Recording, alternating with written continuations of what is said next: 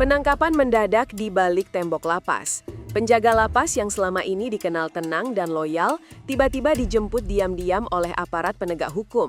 Bukan di tengah keramaian, bukan di tempat umum, tapi justru di dalam lingkup pekerjaannya sendiri, saat ia sedang bertugas menjaga napi, termasuk Amar Zoni. Tak ada peringatan, tak ada surat kabar yang lebih dulu membocorkan, semuanya senyap, sampai akhirnya publik mencium bau tidak beres. Kenapa harus diam-diam dan mengapa hanya satu orang yang dijemput? Sumber internal menyebut prosesnya dijaga ketat dari atas. Artinya, kasus ini bukan sekadar urusan disiplin kerja. Ini sudah masuk ranah hukum yang menyentuh lapisan sensitif. Tapi yang paling mencurigakan, kenapa informasi ini justru bocor ke media duluan? Nah, pertanyaan itu bikin publik makin curiga. Apakah benar ada sesuatu yang lebih besar disembunyikan? Nah, tapi tunggu dulu, hubungan apa yang dia punya dengan Amar Zoni? Benang merah ke kasus Amar Zoni. Beberapa hari sebelum penjaga itu dijemput, netizen heboh dengan munculnya foto-foto Amar Zoni dari dalam lapas. Posenya tenang, ekspresinya datar, tapi yang bikin geger bukan ekspresi, melainkan fakta bahwa foto itu nggak seharusnya beredar. Siapa yang bisa ambil gambar sedekat itu? Siapa pula yang punya akses ke data pribadi seorang tahanan publik? Semua jari langsung menuju ke arah dalam, dan muncullah nama penjaga ini.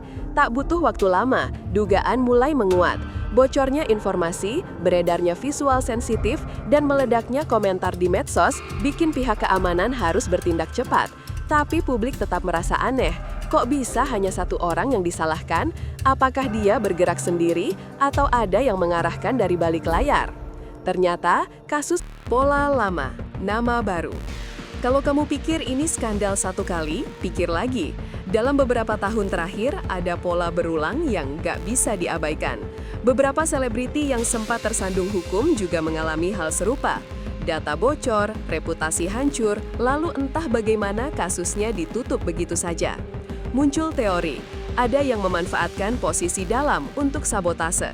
Bisa jadi demi uang, bisa juga demi menjatuhkan citra publik seseorang.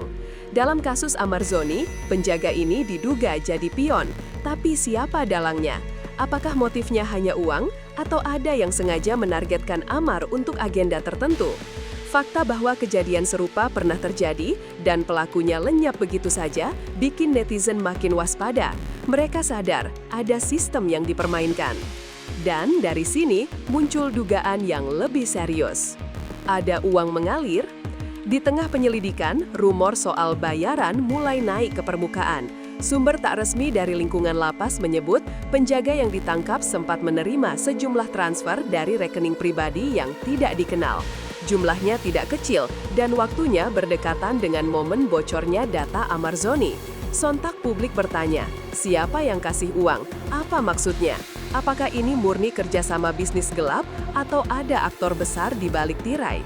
Fakta ini bukan sekedar gosip, jejak digital bisa dilacak, dan jika benar ada transaksi mencurigakan, maka kasus ini bisa berubah dari pelanggaran prosedur jadi skandal nasional.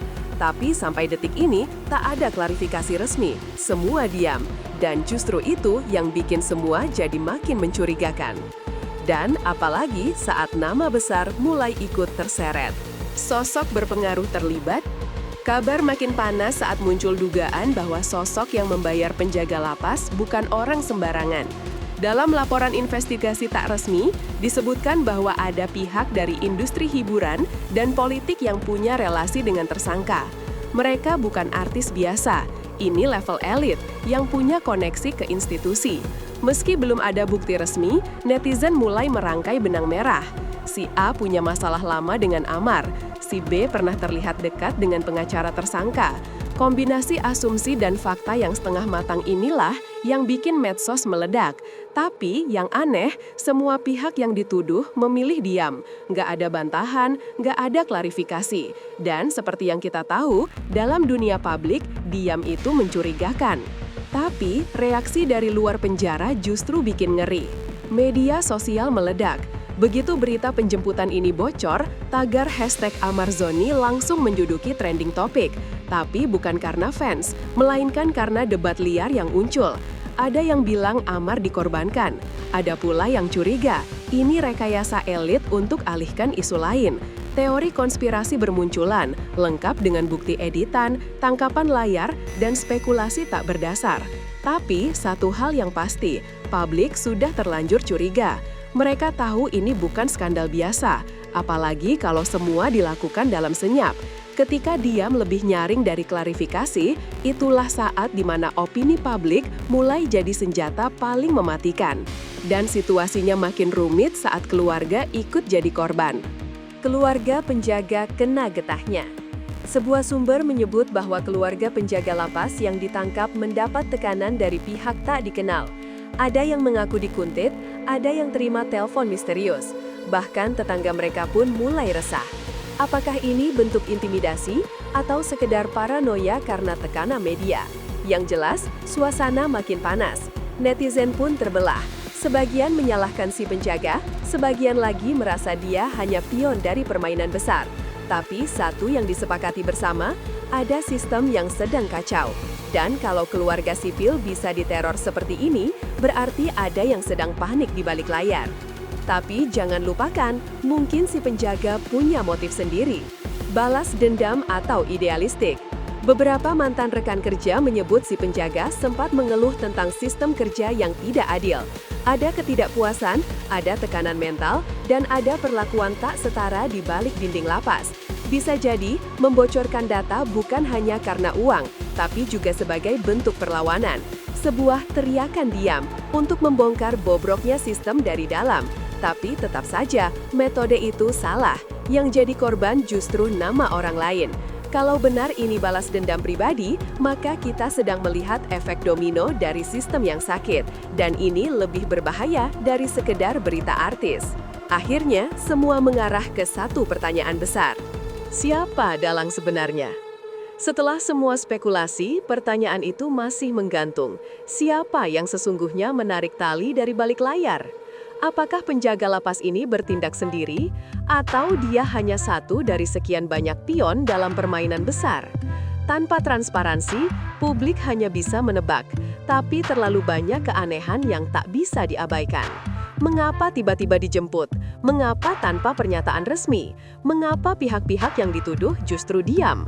Kalau tidak segera dibuka terang-terangan, kasus ini hanya akan menambah daftar panjang kebocoran sistemik yang terus dibiarkan terjadi. Dan yang bikin semuanya lebih gila adalah, akankah kebenaran pernah terungkap? Kita hidup di era informasi, tapi kebenaran tetap jadi barang langka. Kasus ini bukan lagi tentang Amar Zoni saja. Ini sudah menyentuh sistem keadilan, integritas lapas, dan permainan kekuasaan di balik layar. Apakah publik akan dapat jawaban, atau semua ini akan ditelan waktu seperti kasus-kasus sebelumnya? Yang pasti, saat satu orang dijemput paksa, bisa jadi 10 lainnya sedang bersiap kabur dalam diam. Dan mungkin penjaga itu bukan satu-satunya yang tahu kebenaran, tapi jadi satu-satunya yang berani membocorkannya, dengan atau tanpa bayaran.